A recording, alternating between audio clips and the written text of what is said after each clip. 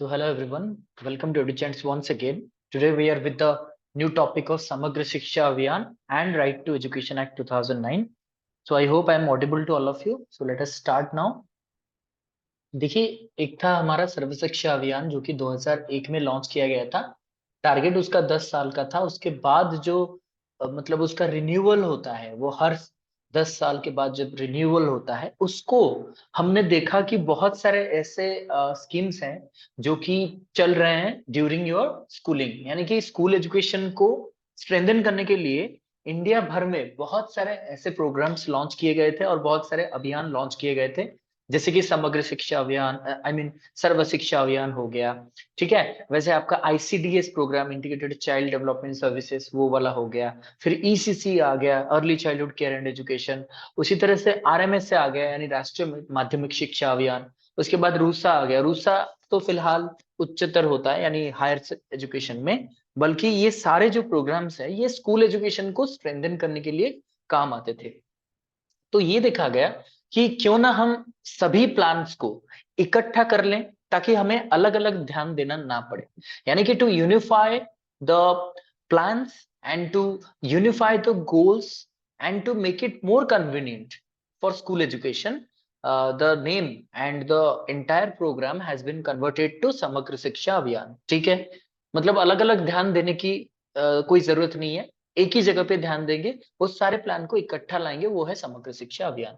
ये था इसका बैकग्राउंड थोड़ा सा। ठीक है, तो यहाँ पे देखिए कहा जा रहा है, the union budget of 2018-19 has announced that school education would be treated holistically. यहाँ पे अभी मैंने जो एक्सप्लेन किया वो है, यहाँ पे लिखा गया कि स्कूल एजुकेशन को अलग अलग प्रोग्राम से नहीं देखेंगे, होलिस्टिकली देखेंगे, एक ही जैसा देखेंगे, without segmentation from pre primary to class 12। यानी कि from pre primary to class 12 हमारे पास, जैसे मैंने कहा, ECC, ICDS, anganwadi, primary, upper primary, elementary, higher education, I mean higher secondary, secondary, ऐसे बहुत सारे सेगमेंट्स हैं। उसके साथ ही साथ अलग अलग प्रोग्राम्स है। ठीक है, देखिए अगर आप मिड डे मील की बात करो तो mid day meal up to elementary होता है, वैसे ईसीसी अप टू क्लास 6 होता है, आई मीन ईसीसी मतलब एज 6 तक होता है। ठीक है, तो ऐसे अगर अलग अलग सेगमेंट में देखेंगे तो सभी प्रोग्राम्स में हमारा ध्यान भटक जाएगा, इसीलिए इसको होलिस्टिकली हमें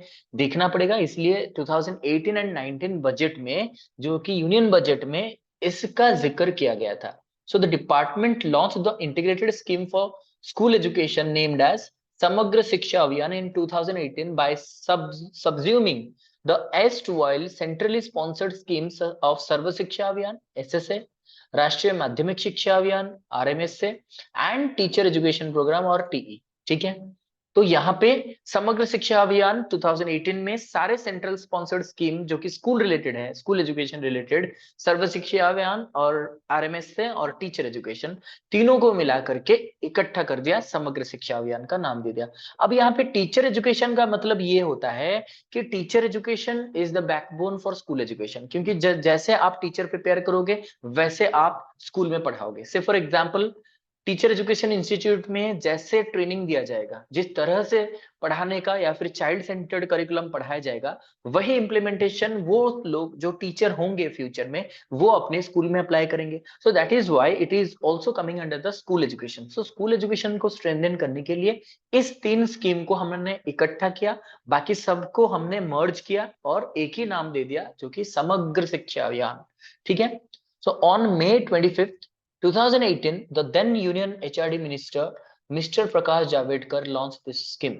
प्रकाश जावड़ेकर उस टाइम के यूनियन एचआरडी मिनिस्टर थे और उन्होंने मई 25, 2018 को ये प्रोग्राम लॉन्च किया था। ठीक है, ऑब्जेक्टिव्स तो बहुत सारे थे, जो भी इंपॉर्टेंट ऑब्जेक्टिव्स है उसको हम देख लेते हैं, और उसके बाद आपको एग्जाम के लिए ये भी आसान होगा कि आप जान सकते हो कौन सा ऑब्जेक्टिव था कौन सा नहीं था, क्योंकि एग्जाम में ऐसे सवाल कंफ्यूज करने के लिए देता है, which of the following is not an objective of Sarva Samagra Shiksha अभियान। ठीक है, तो देखिए पहले इन्होंने कहा support states in implementation of RTE, I mean RCFC act 2009।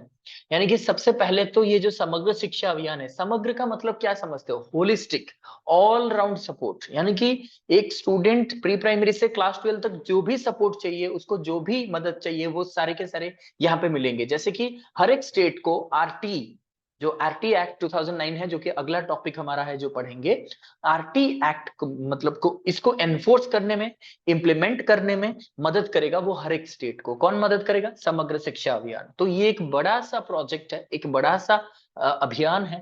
तो इसी के तहत हम क्या करेंगे, सारे स्टेट्स को मदद करेंगे आरटी एक्ट को लागू करने के लिए। नेक्स्ट है फोकस ऑन ईसीसी। ईसीसी को भी हम मदद करेंगे, मतलब ईसीसी मैकेनिज्म को और भी ज्यादा फास्टर करेंगे, उसको और भी सपोर्ट करेंगे, ठीक है, ईसीसी के लिए। उसके बाद एफएलएन। एफएलएन तो आप सभी ने सुना होगा, एनईपी 2020 में बार बार जिक्र किया गया है। एफएलएन यानी होता है फाउंडेशनल लिटरेसी एंड न्यूमरेसी।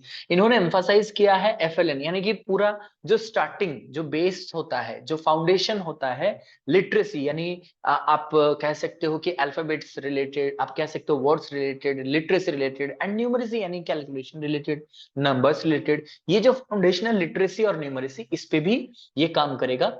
उसके बाद इन्होंने कहा thrust on holistic integrated inclusive activity based curriculum and pedagogy to impart 21st century skills among the students. इसका ऑब्जेक्टिव ये भी है कि बच्चों के अंदर, मतलब 21वीं सदी के जितने सारे स्किल्स चाहिए, वो सारे के सारे स्किल्स होलिस्टिक वे में, इंटीग्रेटेड वे में, inclusive and activity based curriculum के द्वारा और एक अच्छा पेडागोजी के द्वारा हम उनमें वो सारे स्किल्स इनबिल्ट करें।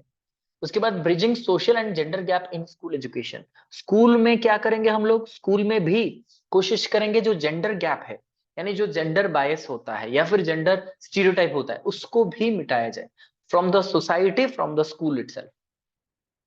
ensuring equity and inclusion at all level of school education। School level में हर एक लेवल पे हम कोशिश करेंगे कि किस तरीके से हमारे जितने सारे मतलब इंक्लूसिव टर्म्स या फिर इक्विटेबल टर्म्स यूज होंगे और प्रैक्टिस में भी होंगे। इक्विटी पर्सपेक्टिव से हम बात करते हैं, लेकिन इक्विटी एक्चुअल में होता क्या है, उसको हम स्कूल लेवल पे अप्लाई करेंगे। Inclusion, inclusion in every form. ऐसा नहीं है कि सिर्फ एडमिशन में, पढ़ाई में इंक्लूजन, हर एक चीज में अपॉर्चुनिटी हो, चाहे वो आई मीन सपोर्ट हो, हर एक चीज में हम, काउंसलिंग हो, चाहे कुछ भी गाइडेंस हो, सभी चीजों में हम इंक्लूसिव प्रैक्टिसेस को मेंटेन करेंगे। Next, strengthening and upgradation of SCERTs DIETs as nodal agency for teacher training. हमने कहा था कि इन्होंने टीचर एजुकेशन पे भी फोकस किया है, यानी टीचर एजुकेशन को भी इंटीग्रेट किया है। तो definitely it will link up with SCERT and diet.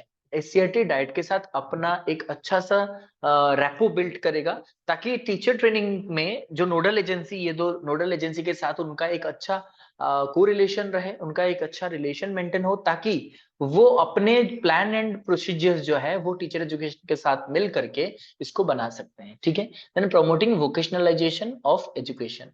Education में वोकेशनलाइजेशन किया जाएगा, यानी वोकेशन सिखाए जाएंगे, जो कि महात्मा गांधी जी भी कहते थे। इससे क्या होगा? बच्चे एक्टिविटी सीखेंगे, स्किल भी सीखेंगे। ये सारे थे समग्र शिक्षा अभियान के ऑब्जेक्टिव, जो कि फिलहाल सभी के ऑब्जेक्टिव्स को मैच करता है, यानी एसएस से हो, चाहे आरएमएस से हो, चाहे टीचर एजुकेशन, ठीक है। अब इंटरवेंशन, इसके लिए क्या कर, ओके, नॉट ऑडिबल, मैं नॉट ऑडिबल, वॉइस ब्रेकिंग। अब ठीक है, एक बार चेक कर लीजिए। Is it clear to everyone now? Yes, checking my voice again. Am I audible once again?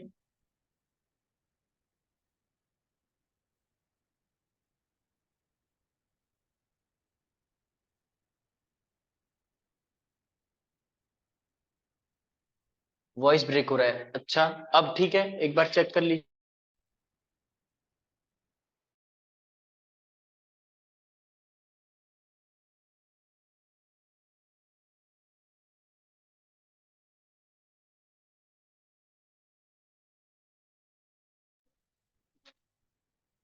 Okay, am I audible now?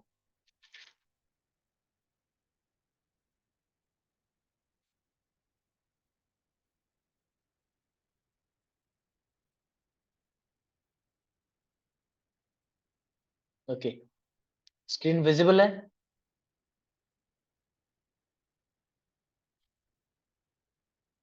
हाँ तो ठीक है, ओके फाइन। तो ठीक है, देखिए इंटरवेंशन यानी कि ये जो सारे ऑब्जेक्टिव्स वो कैसे हासिल करेंगे, उसका क्या जरिया रहेगा, इंटरवेंशन क्या रहेगा, किसके जरिए करेंगे। तो इन्होंने बहुत सारे इंटरवेंशन दिए हैं, उनमें से कुछ इंपॉर्टेंट 15 ये है कि universal access including infrastructure development and detention, सभी को एक्सेस दिया जाएगा, उसके साथ ही साथ इंफ्रास्ट्रक्चर डेवलप किया जाएगा। अब यूनिवर्सल एक्सेस के साथ इंफ्रास्ट्रक्चर डेवलपमेंट का क्या रिलेशन है? ऐसा रिलेशन है कि देखिए बहुत सारे ऐसे स्टूडेंट्स होते हैं जिनको चढ़ने में प्रॉब्लम होता है, सीढ़ियां चढ़ने में, या फिर हाइट में जाने से डर लगता है। तो उनके लिए क्या रहेगा, जो कि फिजिकली चैलेंज्ड है, उन लोगों के लिए ऐसा इंफ्रास्ट्रक्चर बनाया जाएगा जिसके वजह से सभी स्टूडेंट स्कूल एक्सेस कर सकते हैं, और उसके साथ ही साथ रिटेंशन, उनको कोई भी वजह नहीं मिलना चाहिए ताकि वो ड्रॉप आउट कर जाएं। ठीक है, तो सारे वो प्रोविजन प्रोवाइड किए जाएंगे जिससे एक बच्चा अपना स्कूल एजुकेशन कंप्लीट करेगा। देन एफएलएन के बारे में तो मैंने बता ही दिया है, बेसिक सा चीज जो आप अभी देखिए, बहुत सारे ऐसे 8th class student, 9th class, even 10th class student अच्छे से एक सिग्नेचर नहीं कर पाते, एप्लीकेशन लिख नहीं पाते, एक स्पेलिंग ठीक से नहीं लिख पा रहे। तो ये सारे प्रॉब्लम्स इसलिए हो रहे हैं क्योंकि फाउंडेशन वीक है। तो फाउंडेशन से हम उनका लिटरेसी एंड न्यूमरेसी ठीक करने की कोशिश करेंगे। जेंडर एंड इक्विटी, यानी कि जेंडर एंड इक्विटी दोनों मैंने बता भी दिए इंटरवेंशन में, जेंडर एंड इक्विटी पे काम करेंगे। इंक्लूसिव एजुकेशन को प्रमोट करेगा, इसके थ्रू भी हम एसएसए को लागू कर सकते हैं। क्वालिटी इनोवेशन, यानी आपको पता ही है कि क्वालिटी एजुकेशन के बहुत सारे डायमेंशंस हैं। ठीक है, तो चाहे वो क्वालिटी में इंफ्रास्ट्रक्चर आता हो, चाहे वो आउटपुट आता हो, चाहे वो परफॉर्मेंस आते हो, कोई भी हो, हम हर चीज में क्वालिटी मेंटेन करने की कोशिश करेंगे। एंड इनोवेशन, इनोवेशन जैसे कि कुछ नया तकनीक, जैसे कि 5E अप्रोच ऑफ लर्निंग, ठीक है, टीएलएम के थ्रू सिखाएंगे। ठीक है, हम कोशिश करेंगे स्मार्ट बोर्ड से पढ़ाएंगे, ये सारे इनोवेशन हम करेंगे। Financial support for teacher salary, और आपको पता ही है क्योंकि टीचर्स को अगर अच्छा सैलरी मिल रहा है तो फिर definitely they will be very interested and they will be working very effectively to support the students. ठीक है, अगर देखिए बहुत सारे ऐसे किस्से होते हैं ना कि टीचर्स लोग जाते हैं, बहुत सारे मतलब रेवोल्यूशन करते हैं, वो गवर्नमेंट के अगेंस्ट जाते हैं, स्ट्राइक करते हैं वगैरह वगैरह। तो इससे क्या पता चलता है कि they are not satisfied with the salary, with the their perks, or you can say what they are getting for। ठीक है, तो जो भी उनको मिल रहा है उनको उतना मिलना चाहिए जितना वो हकदार है। इससे क्या होगा, teacher will be satisfied and they will perform there duty very well. ठीक है, उसके साथ आते हैं डिजिटल इनिशिएटिव्स। डिजिटल इनिशिएटिव मतलब अभी मैंने कहा थ्रू आईसीटी, थ्रू डिजिटलाइजेशन हम कोशिश करेंगे ऑनलाइन लर्निंग, मोबाइल लर्निंग। ठीक है, पीपीटी मोड में पढ़ाएंगे, एनिमेशन के थ्रू पढ़ाएंगे।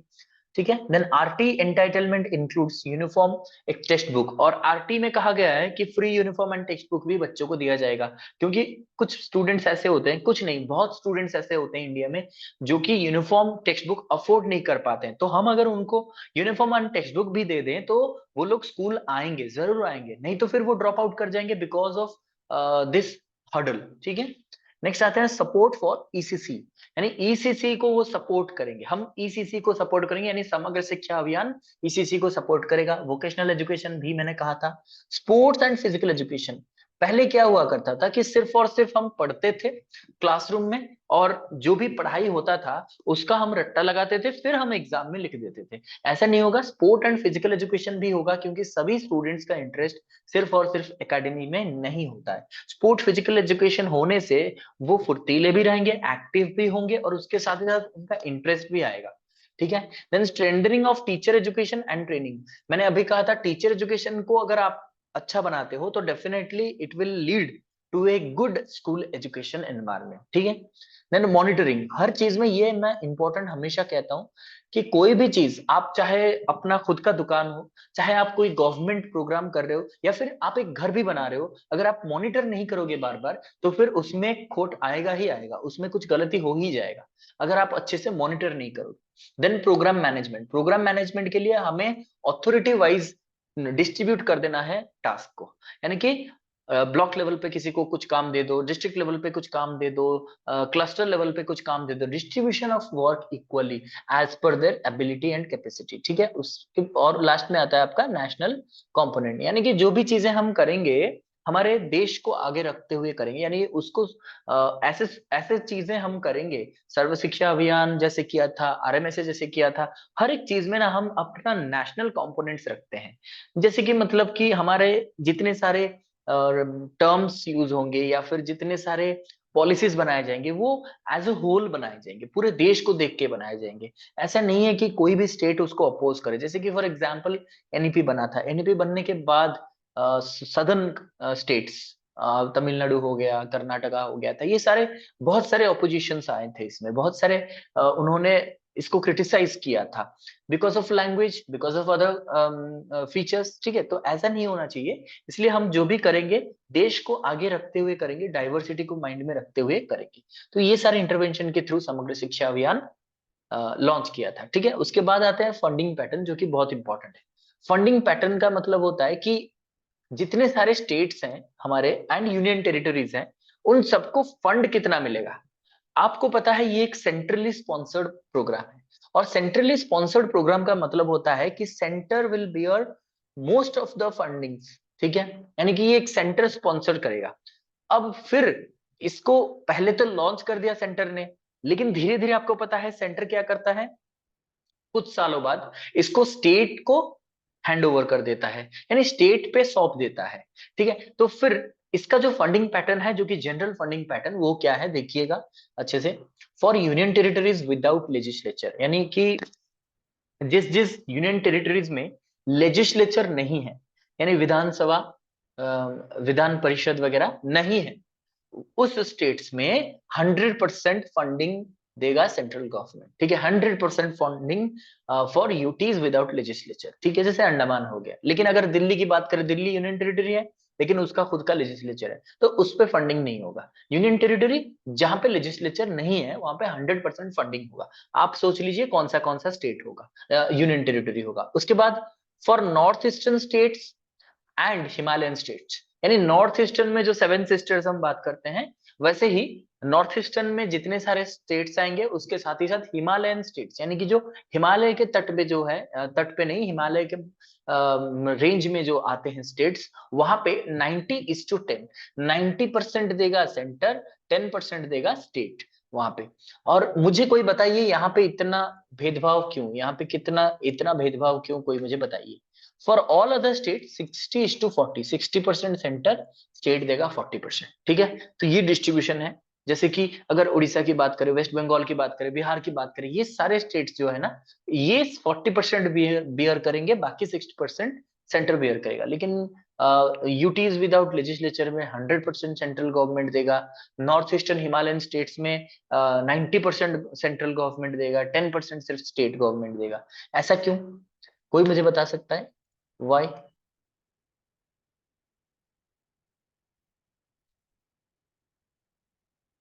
एनीबडी?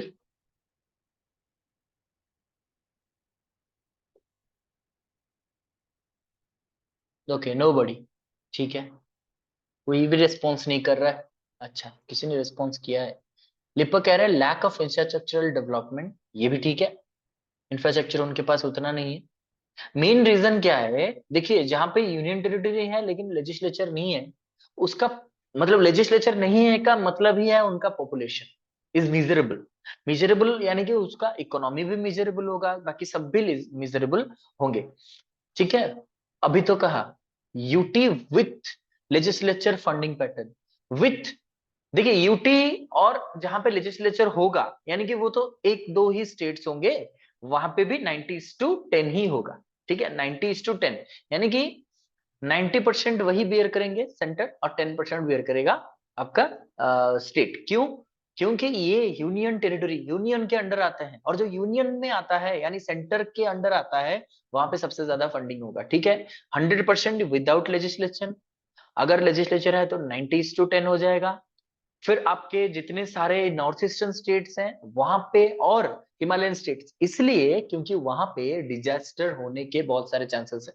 हर साल असम, अरुणाचल अरुणाचल प्रदेश, जो भी नॉर्थ ईस्टर्न स्टेट है, वहां पे ब्रह्मपुत्र नदी से बाढ़ आती है। और आपको पता है लैंडस्लाइड्स, फिर अर्थक्वेक्स, ये भी होते हैं हिमालयन स्टेट्स में। तो उनका इकोनॉमी जो है उतना स्टेबल नहीं हो पाता है। इसलिए यहाँ पे उसे सपोर्ट करने के लिए यहाँ पे ये लॉन्च किया गया 90:10। बाकी सारे स्टेट्स को 40% में रखा गया है, क्योंकि बाकी सारे स्टेट्स का उतना ज्यादा प्रॉब्लम नहीं होता है। हाँ, कभी कभार आ जाता है, लेकिन फ्रीक्वेंटली नहीं होता है। लेकिन फ्रीक्वेंटली ये वाला आपको देखने को मिलेगा नॉर्थ ईस्ट एंड हिमालयन में।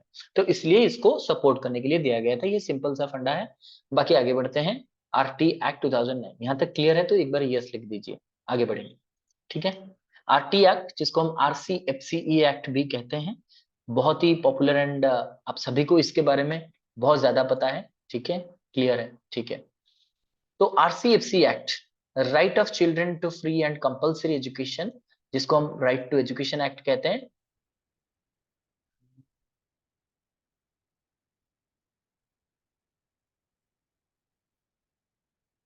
ओके, अब वॉइस क्लियर है?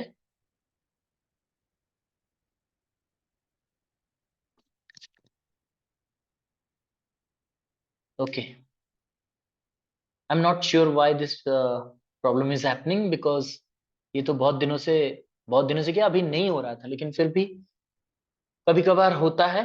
तो चलिए इसको इग्नोर करते हैं, आगे बढ़ते हैं। I hope it is visible and audible to all of you. चलिए, तो right of children to free and compulsory education act 2009, popularly known as RT act, जो कि सेंट्रल लेजिस्लेशन से आता है, which entails the right of children of age 6 to 14 years to free and compulsory elementary education from class 1 to class 8। ठीक है, ये एक fundamental right भी बन गया है हमारे लिए। तो 6 से लेकर के 14 साल के उम्र तक जितने भी सारे बच्चे हैं, उन सभी को free education and compulsory education मिलेगा up to elementary level, class 1 to class 8। ठीक है। और ये सेंट्रल लेजिस्लेशन से आया है। लेजिस्लेशन यानी ये एक लॉ है। लेजिस्लेशन यानी legislation is a body which makes law. ठीक है। तो RT act 2009 came into force on 1 अप्रैल 2010। अभी 2 दिन के बाद ही इसको पूरा का पूरा 14 साल पूरा होंगे, यानी 15th ईयर चलेगा। तो 1 अप्रैल को ये लागू हुआ था। It is now a fundamental right under India's constitution. Article 21 है, ये आपको पता है। 86 अमेंडमेंट एक्ट 2002 में ये कन्वर्ट हुआ था from 45th to 21st 21A। तो 45 में चला गया आपका ईसीसी, यहाँ पे 21 सेक्शन ए में आ गया आपका आरटीई, जो कि फंडामेंटल राइट हो गया, पार्ट 3 में अवेलेबल है। ठीक है। मेजर प्रोविजन क्या है? मेजर प्रोविजंस, अगर मैं कोई इंपॉर्टेंट वाला छोड़ दूं तो आप मुझे बता देना, लेकिन हमने कोशिश किया जितने सारे इंपॉर्टेंट है उसको लिखे। बहुत सारे प्रोविजन है, लेकिन आरटी से अगर सवाल आते हैं प्रोविजन से ही सवाल आएंगे। ठीक है, तो इसलिए प्रोविजन को अच्छे से देखिएगा। The right of children to free and compulsory education till the completion of elementary education in a neighborhood school। पहली बात तो ये आप कंफर्म कर लीजिए, क्योंकि कभी कभी सवाल आपको कंफ्यूज करने के लिए देता है कि right of children to free and compulsory education in any neighbourhood, in any school. ये गलत है।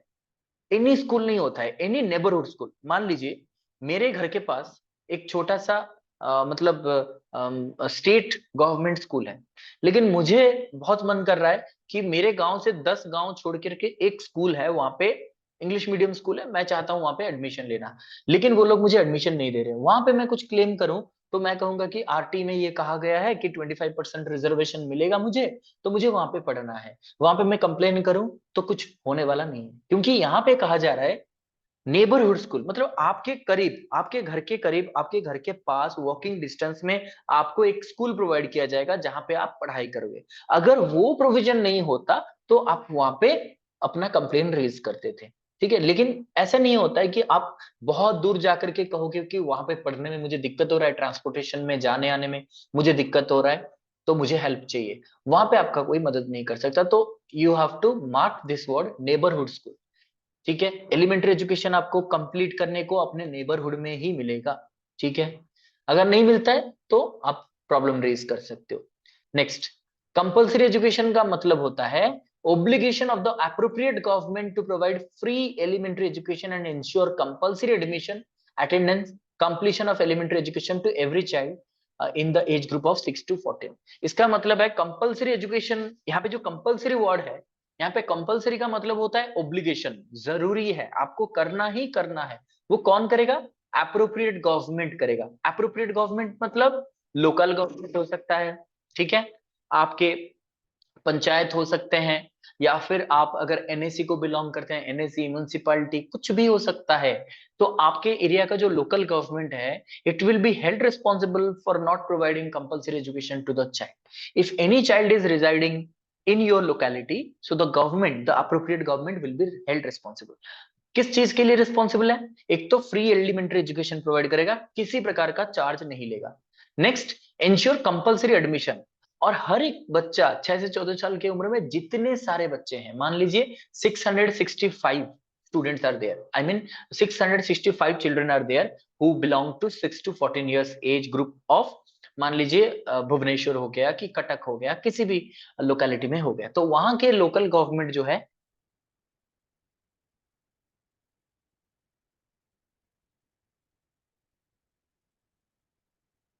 ओके, तो किसी भी लोकेलिटी में जो गवर्नमेंट है वो इंश्योर करेंगे कि जितने सारे 665 बच्चे अगर मान लीजिए है लोकेलिटी में, वो सारे के सारे 665 will get admitted to nearest school. अपने पास में ही जो भी स्कूल है वहां पे वो अपने आप को एनरोल कराएंगे। नेक्स्ट है अटेंडेंस। ऐसा नहीं है कि सिर्फ एडमिशन करा लिया फिर अगले ही दिन आप जा सकते हो, मतलब आने की जरूरत नहीं है स्कूल या फिर कॉलेज, ठीक है, आई मीन स्कूल ही। तो स्कूल आने की कोई जरूरत नहीं है, तो आप जा सकते हो। अब यहाँ पे क्या हो रहा है, प्रॉब्लम क्या होगा? प्रॉब्लम ये होगा कि अगर अटेंडेंस नहीं होगा तो भी उसको हम ड्रॉप आउट मानेंगे, अगर कभी नहीं आ रहा है तो ड्रॉप आउट मानेंगे, ठीक है। अगर मान लीजिए फेल हो रहा है बार बार तो उसको हम स्टैग्नेशन मानेंगे, ठीक है। तो इसका, और अगर मतलब कुछ पढ़ने के बाद भी मतलब आता नहीं है तो इसको वेस्टेज भी मानेंगे, ठीक। तो अगर अटेंडेंस को देखेंगे तो हम ये कह सकते हैं कि yes, all the students are admitted and they are attending the school regularly, ठीक है। उसके बाद कंप्लीशन। ऐसा नहीं है कि सिर्फ एडमिशन ले लिया और अटेंडेंस सही है, उसको कंप्लीट भी करना चाहिए ना। मैंने क्या कहा, अगर कंप्लीट नहीं कर पाता है तो उसको हम क्या मानते हैं? स्टैग्नेशन, ठीक है, स्टैग्नेंट है, वो कंप्लीट नहीं कर पा रहा है, ठीक है। तो बार बार वो फेल हो रहा है, तो हम प्रोवाइड करेंगे ये कि आप कंपल्सरीली एडमिशन करोगे, अटेंडेंस आपका रहेगा, और कंप्लीट करोगे आप एलिमेंट्री एजुकेशन, जो भी स्टूडेंट 6 to 14 years के एज ग्रुप में होंगे। नेक्स्ट आते हैं free. Free means no child shall be liable to pay any kind of fee और charges, any kind of fee. ऐसा नहीं है कि ड्रेस के लिए, जूते के लिए, ठीक है, या फिर आपके एग्जाम के लिए, एडमिशन के लिए, बुक्स के लिए, कुछ भी चीजों के लिए आपसे कोई भी आई मीन फी नहीं लिया जाएगा, ठीक है। कोई भी फी आपसे चार्ज नहीं किया जाएगा। अगर चार्ज किया जाता है तो फिर appropriate authority will take action against the school, against the authority, against the person concern, ठीक है। नेक्स्ट आते हैं admission into age appropriate class. ये बहुत इंपॉर्टेंट है। 6 to 14 में बेसिकली जो आपका क्लास 1 to क्लास 8 होता है, कोई भी बच्चा अगर 6 to 14 के बीच में किसी भी एज में आता है तो उसके एज के अनुसार आप -6 करके उसको एडमिशन देते हो। मान लीजिए 12 साल का बच्चा आता है तो -6 कर दो, क्या हो जाएगा? क्लास 6, तो उसको क्लास 6 में एडमिशन मिलेगा, ठीक है। तो डायरेक्टली यही फंडा है कि इनको इसी तरह से एडमिशन मिलता है, ठीक है। एज अप्रोप्रिएट क्लास, आपके एज के अनुसार क्लास मिलेगा। आप क्लास 1 नहीं पढ़े हो, क्लास 2 नहीं पढ़े हो, कोई दिक्कत नहीं है, आपको एज जितना होगा आपको एज के अनुसार एडमिशन मिलेगा। Then set standard for pupil teacher ratio PTR of 30:1 for primary class and for 35:1 for elementary class, class 6 to 8। यानी कि प्राइमरी के लिए 30:1 का पीटीआर उन्होंने रखा है, स्टैंडर्ड रखा है। किसने? हमने नहीं, ये आरटी ने रखा है 30:1। 35:1 फॉर एलिमेंट्री क्लास, ये भी एक क्वेश्चन पूछा जा सकता है। पीटीआर कितना रहना चाहिए अकॉर्डिंग टू आरटी? आरटी के अनुसार पीटीआर क्या रहेगा? प्राइमरी में 30:1, 30 बच्चों में एक टीचर, और 35:1 फॉर एलिमेंट्री क्लास। और एक चीज मैं बता दूं, जहां पे 100 स्टूडेंट्स होंगे, मोर देन 100 स्टूडेंट्स, वहां पे एक परमानेंट हेडमास्टर रहेगा, ठीक है। वहां पे एक परमानेंट हेडमास्टर का भी प्रोविजन है, ठीक है, with minimum instructional 4 hours per day and minimum working days of 200 days पर annum। यानी कि दिन में मिनिमम 4 घंटे का इंस्ट्रक्शनल आवर। यानी इंस्ट्रक्शनल आवर मतलब ऐसा नहीं है कि सर हम 4 घंटे स्कूल में बैठ के आते हैं, पढ़ाते नहीं, ये नहीं चलेगा। आपको 4 घंटे बच्चे को इंस्ट्रक्शन देना है। अब तो पढ़ाना नहीं कहते हैं हम लोग।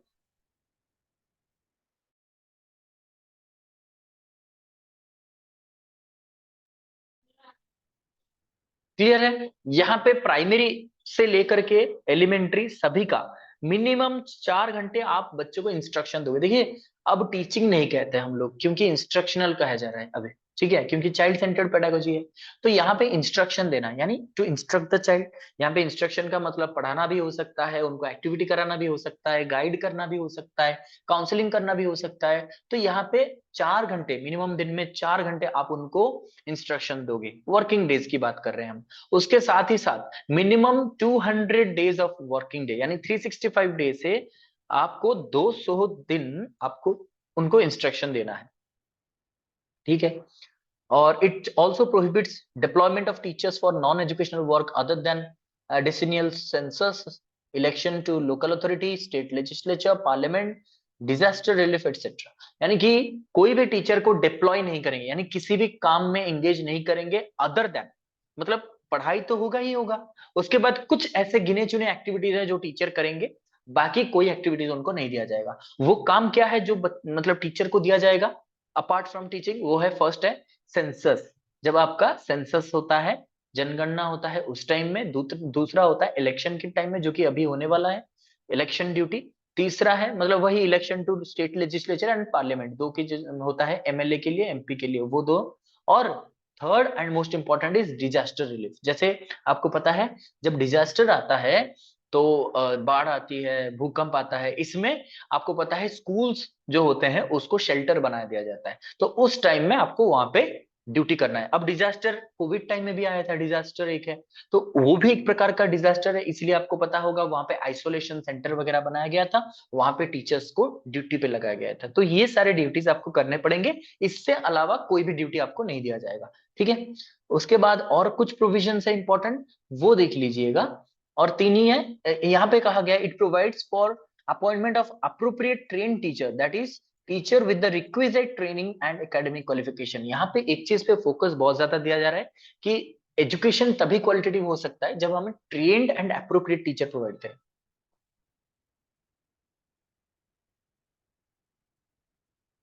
ठीक है। मतलब कि हमें trained and appropriate teacher provide करना है, so that we can enhance the quality of school education. Next, it prohibits, मतलब ये क्या क्या मना कर रहा है, ये भी इंपॉर्टेंट है, ध्यान रखिएगा। Physical punishment and mental harassment, बच्चों को फिजिकली पनिशमेंट नहीं दे सकते हैं, उठक बैठक कराना या तो फिर पीटना मारना ये वगैरह, ये सब हम नहीं कर सकते हैं, पहली बात ये है। दूसरी बात है मेंटल हैरेसमेंट, ऐसा नहीं है कि मारपीट बंद हो गया है तो चलो उसको कुछ गाली गलौज कर देते हैं, उसको कुछ रैश वर्ड्स कह देते हैं, ठीक है, उसको कुछ ऐसे जलील कर देते हैं सबके सामने, उसको एम्बैरेस फील कराते हैं, ऐसे हम नहीं कर सकते हैं, मेंटल हैरेसमेंट भी नहीं दे सकते हैं। उसके बाद screening procedure for admission, admission के लिए स्क्रीनिंग यानी कि एडमिशन टेस्ट कराना, जिसका मार्क ज्यादा आएगा उसको एडमिशन में लेंगे, या फिर लॉटरी वगैरह डाल देना, ऐसा नहीं होता है। There will be no restriction for admission, ठीक है, स्क्रीनिंग नहीं कराएंगे। कैपिटेशन फीस यानी कि किसी भी प्रकार का टीचिंग कैपिटेशन, ट्यूटरिंग के लिए कोई भी फीस हम नहीं ले सकते हैं। प्राइवेट ट्यूशन बाय टीचर्स, ये तो स्ट्रिक्टली मना किया है, कोई भी टीचर खुद से प्राइवेट ट्यूशन नहीं करेगा, यानी स्कूल के बाहर दूसरे बच्चों को पढ़ाना, ये भी रेस्ट्रिक्टेड है। अगर करता है, अगर किसी के परव्यू के अंडर में आता है, अगर लोकल अथॉरिटी देखते हैं, तो फिर नौकरी तो जाएगा ही जाएगा, उसके साथ ये किस्सा बन जाएगा फिर आपके लिए, ठीक है। लास्ट है running of school without recognition, जिस स्कूल को रिकॉग्निशन नहीं मिला है, ठीक है, यानी कि स्कूल को अगर प्रॉपर अथॉरिटी का रिकॉग्निशन नहीं मिला है तो वो स्कूल नहीं चला सकता, ठीक है। लास्ट में है all private schools have to admit 25% children from disadvantage group from their neighbourhood for free education, यानी कि प्राइवेट स्कूल जिनको एड नहीं मिल रहा है, गवर्नमेंट से कुछ भी सहायता नहीं मिल रहा है, वो भी अपने 25% जो सीट है वो चिल्ड्रन, वो उन बच्चों को देंगे जो कि डिसएडवांटेज ग्रुप को बिलोंग करते हैं, वो भी नेबरहुड के। ऐसा नहीं है कि मैंने क्या कहा, मुझे बहुत मन है कि बहुत बड़े एक इंटरनेशनल स्कूल में पढ़ाना है अपने बच्चे को, लेकिन वो बहुत 4-5 गांव के दूर है, तो वहां पर मैं जाऊंगा, बोलूंगा कि मुझे एडमिशन चाहिए, तो ऐसे नहीं चलेगा। आपके घर के पास अगर कोई स्कूल नहीं है, अब प्राइवेट स्कूल ही अवेलेबल है, तो वहां पे 25% रिजर्वेशन रहेगा आप लोगों के लिए जो डिसएडवांटेज ग्रुप से हैं, कि आप वहां पे फ्री एजुकेशन प्राप्त कर सकते हो। ये सारे हो गए प्रोविजन। अब आते हैं कि ड्यूटीज ऑफ स्टेक होल्डर। अब स्टेक होल्डर्स का क्या इनका लेना देना क्या है, ये सबसे इंपॉर्टेंट चीज है। देखिए हमने कह दिया कि क्या करेगा गवर्नमेंट, क्या करेगा चिल्ड्रन, क्या करेगा। तो अब अप्रोप्रिएट गवर्नमेंट और लोकल अथॉरिटी क्या करेंगे, फर्स्ट ऑफ ऑल वो कोशिश करेंगे, ये भी बहुत इंपॉर्टेंट है, मतलब याद रखिएगा, ठीक है। और school with in 1 kilometre walking distance for children in class 1 to 5, यानी प्राइमरी स्कूल 1 किलोमीटर के दायरे में रहेगा, जरूर रहेगा। And with in 3 kilometre for those of class 6 to 8, यानी एलिमेंट्री स्कूल 3 किलोमीटर के दायरे में रहेगा। बहुत अच्छे से याद ध्यान रखिएगा कि हर 1 किलोमीटर में, मतलब मान लीजिए एक गांव है या फिर बस्ती है जहां पे 1 किलोमीटर के अंदर एक primary school for class 1 to 5 होना चाहिए। ये बहुत इंपॉर्टेंट है, ठीक है, क्लियर। तो यहाँ पे एक चीज कहा जा रहा है, क्लास 1 to 5 यानी प्राइमरी स्कूल के लिए 1 किलोमीटर में होना चाहिए, सिर्फ 1 किलोमीटर, क्योंकि एक वॉकिंग डिस्टेंस है, बच्चे चल के भी जा सकते हैं पैदल, ठीक है, पैदल जा सकते हैं, वो होना चाहिए। और विद इन 3 किलोमीटर, 3 किलोमीटर के दायरे के अंदर एक एलिमेंट्री स्कूल होना चाहिए, या फिर अपर प्राइमरी स्कूल, या फिर कह सकते हो क्लास 6 to 8 कोई भी क्लास हो सकता है, ठीक है। तो यहाँ पे भी ध्यान रखिएगा, 1 किलोमीटर प्राइमरी के लिए और 3 किलोमीटर एलिमेंट्री के लिए। नेक्स्ट है इन डेंसली पॉपुलेटेड एरिया, जहां पे बहुत सारे लोग इकट्ठा रहते हैं। आपको पता है कि वेस्ट बंगाल एक डेंसेस्ट स्टेट माना जाता है, यानी कि डेंस मतलब 1000 स्क्वायर फीट में जहां पे बहुत ज्यादा लोग रहते हैं, ठीक है। इसका मतलब है एरिया कम है, पॉपुलेशन ज्यादा है वहां पे, उसको हम कहते हैं डेंसली पॉपुलेटेड एरिया। वहां पे depending on the number of children between 6 to 12 more than one school में बी नेसेसरी, यहाँ पे 14 हो जाएगा, ये 12 हो गया, ठीक है। जहां पे देखा गया पॉपुलेशन चाहे कितना भी हो, लेकिन अगर स्टूडेंट का पॉपुलेशन 6 to 14 के बीच अगर चिल्ड्रन वहां पे बहुत ज्यादा है, मान लीजिए जहां पे 1000 होने की चांसेस थे वहां पे 1800 है, तो वहां पे और एक स्कूल खोला जा सकता है, ठीक है, मे बी नेसेसरी, ठीक है। नेक्स्ट है in remote areas where distance are more than the prescribed kilometre, यानी यहाँ पे रिमोट एरिया, यानी जैसे कि बहुत सारे ऐसे हिली डिस्ट्रिक्ट्स होते हैं, या फिर जहां पे नदी बह जा रही है, यहाँ पे बड़े बड़े जंगल है, जहां पे उस एरिया में क्या होगा, वहां पे जहां पे 1 किलोमीटर में स्कूल नहीं है या फिर 3 किलोमीटर में एलिमेंट्री स्कूल नहीं है, facilities should be provided for free transportation or residence as required। समझ में आ रहा है, रिमोट एरिया जहां पे जंगल है, मान लीजिए पहाड़ है, ठीक है, या फिर नदी है, तो उस एरिया में हम क्या कर सकते हैं, कोशिश ये करेंगे कि किस तरीके से वहां पे ट्रांसपोर्टेशन का सुविधा उपलब्ध किया जाए, या फिर रेसिडेंस यानी हॉस्टल बनाया जाए। मान लीजिए जंगल है, वहां पे 1 किलोमीटर में तो हो ही नहीं सकता स्कूल, 3 किलोमीटर के बाद एक स्कूल हो ही नहीं सकता, इसलिए हम क्या करेंगे, उन स्टूडेंट्स के लिए ट्रांसपोर्टेशन, कुछ गाड़ी का बंदोबस्त करेंगे, जैसे कि वो अपने ट्रांसपोर्टेशन वैन के थ्रू जाना आना कर सकते हैं, और अगर जरूरत पड़े तो वहां पे उनके लिए एक रेसिडेंशियल सिस्टम भी बना सकते हैं, हॉस्टल बना सकते हैं। नेक्स्ट है ensure that no new school is either started or allowed to function without obtaining a certificate of recognition from a designated authority, and schools already existing before RT Act came into effect obtain such certificate within 3 years of act commencement। Important बात याद रखिएगा, अगर कोई नया school खोल रहा है तो ध्यान रखिए उनको रिकॉग्निशन सर्टिफिकेट प्राप्त करना है अपने डेजिग्नेटेड अथॉरिटी से, नंबर 1। नंबर 2 ये है कि जो स्कूल्स ऐसे हैं जो कि आरटी एक्ट से पहले बने हैं, उनको 3 साल का समय दिया जाएगा, उस 3 साल में उनको रिकॉग्निशन सर्टिफिकेट इशू कराना पड़ेगा। मान लीजिए ये एक्ट मान लीजिए 2009 में आया था, कोई स्कूल 2008 में खोला गया था, तो उसको तो नहीं पता था आरटी के बारे में, तो उसको 3 साल का समय दिया जाएगा कि 3 साल के अंदर आप अपना रिकॉग्निशन सर्टिफिकेट इशू करवा लीजिए, ठीक है, क्लियर। इसके बाद आते हैं एसएमसी। क्वेश्चन इससे बनता है, इसलिए एसएमसी को मैंने ऐड किया है कि एसएमसी का क्या रोल रहेगा आरटी को लागू करने के लिए। तो इन्होंने कहा each government and government aided school is to form SMC compulsorily, सभी स्कूल्स में एसएमसी होगा ही होगा, चाहे वो गवर्नमेंट हो गवर्नमेंट एडेड हो, अभी तो फिलहाल प्राइवेट्स में भी देखा जा रहा है एसएमसी वगैरह होते हैं, ठीक है। आउट ऑफ 100%, 100% जो उसका मेंबर होते हैं उसमें से 75% SMC member have to be from among parents and guardians of the students, यानी कि उसी स्कूल के गार्डियंस में से, पेरेंट्स में से 75% होंगे एसएमसी मेंबर, ठीक है। टोटल मेंबर का 75% पेरेंट्स होंगे, यानी बाकी का 25% ही डिस्ट्रीब्यूट होगा बाकी, वरना इनमें सारे के सारे 75% जो होंगे वो पेरेंट्स होंगे या फिर गार्डियन होंगे। Proportionate representation has to be given to parents or guardian of disadvantaged students or student from weaker section. देखिए आपको पता है weaker section के बच्चे होते हैं, SC ST कम्युनिटी से बच्चे होते हैं, तो इन कम्युनिटीज के बच्चों को, बच्चे के जो पेरेंट्स है उनको प्रोपोर्शनल रिप्रेजेंटेशन मिलेगा, यानी कि उनको मान लीजिए 25% रिप्रेजेंटेशन मिल सकता है, या फिर 30% रिजर्वेशन या फिर रिप्रेजेंटेशन मिल सकता है। यानी कि हम जो 75% मेंबर्स चूज करेंगे फ्रॉम पेरेंट्स, उनमें से कुछ पेरेंट्स SC से होंगे, कुछ पेरेंट्स ST से होंगे, कुछ पेरेंट्स वीकर सेक्शन से होंगे, इस तरह से, ठीक है। आउट ऑफ द रिमेनिंग 25, यहाँ पे चला गया आपका 75%, बाकी के जो 25% है इसको 3 हिस्सों में बांट दिया जाएगा, 1/3। तो 1/3 यानी उनमें से 1/3, यानी कि तीनों में से 3 सीट में से 1 सीट जाएगा किसके लिए? 1/3 will be from among elected representatives of the local authority। Local elected representative, वो MLA हो सकते हैं, वो मतलब कि किसी मान लीजिए कोई डिस्ट्रिक्ट में से कोई इलेक्टेड पर्सन हो सकते हैं, कोई भी इलेक्टेड रिप्रेजेंटेटिव होगा तो चलेगा। देन 1/3 ये चला गया, 1/3 सेकेंड 1/3, 1/3 का मतलब 3 हिस्सा, 3 हिस्सों में से 1 चला गया इलेक्टेड रिप्रेजेंटेटिव।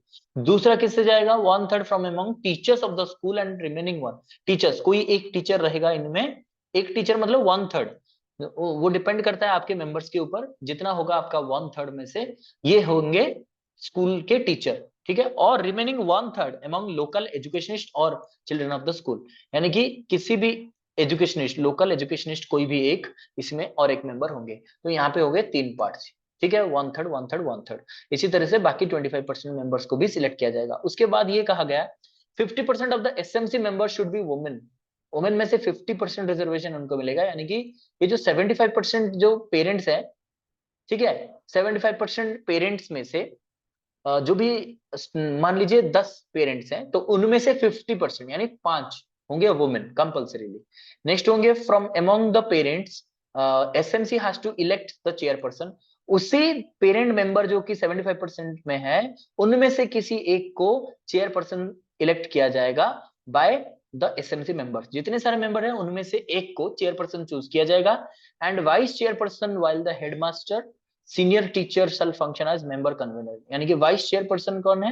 हेडमास्टर है, ठीक है। और मोस्ट सीनियर टीचर जो कि मेंबर कन्वीनर हो सकते हैं, ठीक है। देन आते हैं SMC will meet once a month and the minutes of the meeting need to be made available to the public, at least 9 members are to be in the SMC, यानी कि SMC महीने में एक बार मीट करेगा। उनका जो मिनट्स का मतलब है रिजोल्यूशन, यानी कि जो जो वो मीटिंग्स में बातें होंगे उनका एक रेजोल्यूशन लिख करके रिटन फॉर्म में सभी के लिए अवेलेबल किया जाएगा, क्या कर रहे हैं क्या नहीं कर रहे हैं ये सबके लिए अवेलेबल होगा। और SMC का मेंबर जो है मिनिमम 9 मेंबर्स होते हैं और मैक्सिमम 19 मेंबर्स हो सकते हैं, ठीक है। तो यहां तक आज का क्लास था। If it is clear to all of you, kindly text us yes, clear है। अगर समझ में आ गया हो आगे बढ़ेंगे हम MCQ पे। Is it clear to everyone? ठीक है, जितना ठीक है।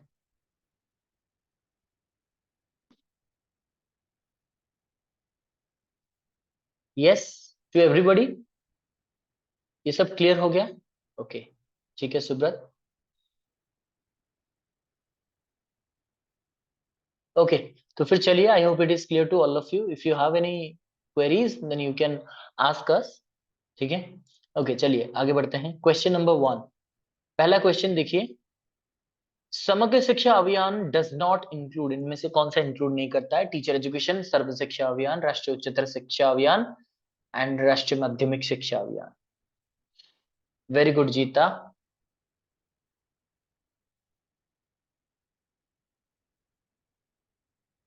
Yes, try to answer all of you. Very good, Swati, Shilpa, Jyotsna.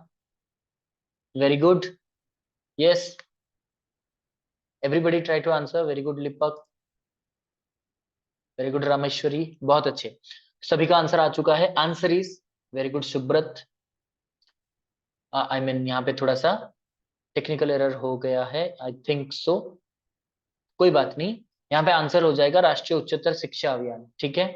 राष्ट्रीय Uchchatar Shiksha Abhiyan is the right answer. तो इस पे ध्यान मत दीजिएगा, थोड़ा सा यहाँ पे टेक्निकल एरर हो चुका है।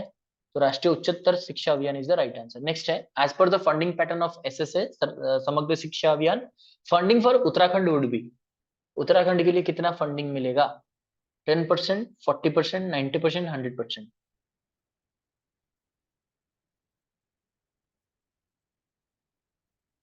Okay, very good. Shilpa, Lipak, Geeta, बहुत अच्छे। ओके, ज्योत्सनामयी, ठीक है। Okay, keep answering, very good. Rameshwari, Subrata, बहुत अच्छे। सो इसका आंसर भी, इस पे ध्यान मत दीजिए, ठीक है, मतलब कि जो डार्कन हो रहा है उस पे ध्यान मत दीजिए, वो थोड़ा सा टेक्निकल प्रॉब्लम है, अगेन मैं बोल रहा हूँ। तो उत्तराखंड जो, जबकि हिमालयन स्टेट है, इसलिए इसको 90% का फंडिंग मिलेगा, ठीक है। फंडिंग पैटर्न 90% उसको मिलेगा, वो खुद बियर करेगा 10%, ठीक है। ओके, तो चलिए question number 3। Private unaided schools of the country need to provide reservation for children of disadvantaged group up to, private unaided school कितना रिजर्वेशन प्रोवाइड करेगा? 20%, 25%, 30%, 35%? हाँ, यस, वेरी गुड। रामेश्वरी, जीता, दीपक, शिल्पा, बहुत अच्छे, वेरी गुड। ज्योत्सनामयी, बहुत अच्छे, सभी का सही आंसर आ चुका है। तो सुब्रत, बहुत अच्छे। तो देखिए यहाँ पे भी शायद, हाँ यहाँ पे ठीक है, 25% है, ठीक है, 25% रिजर्वेशन है प्राइवेट अनएडेड स्कूल्स में, ठीक है। नेक्स्ट है, as per RTE act, a 13-year child wants to join school, then he will be admitted to, उसको किस क्लास में दाखिला मिलेगा? Class 1, class 8, class 7, class 6? मैंने बताया था कैसे हमें कैलकुलेट करना है। 13 ईयर का चाइल्ड है।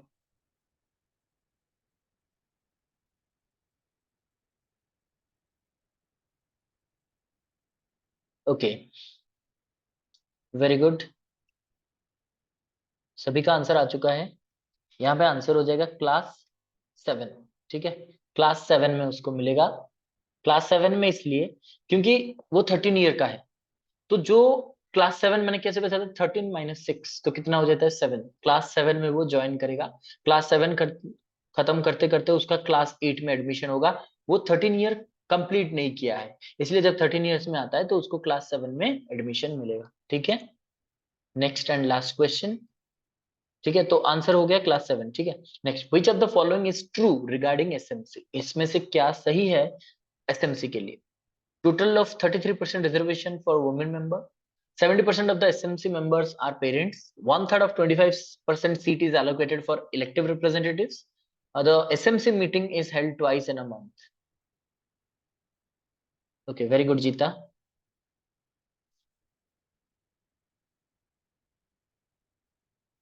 Okay, Lipak,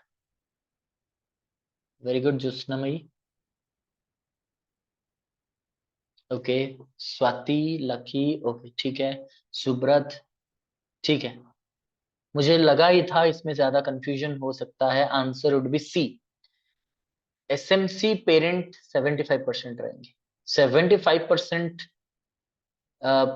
जो रिजर्वेशन रहेगा, यानी 75% of the seats are for parents. 75%, not 70%। 33% नहीं, यहाँ पे 50%, ठीक है। यहाँ पे not twice, once, once in a month.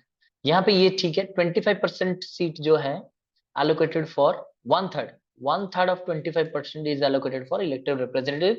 So C would be the right answer. I hope it is clear to all of you. Yes, any doubts?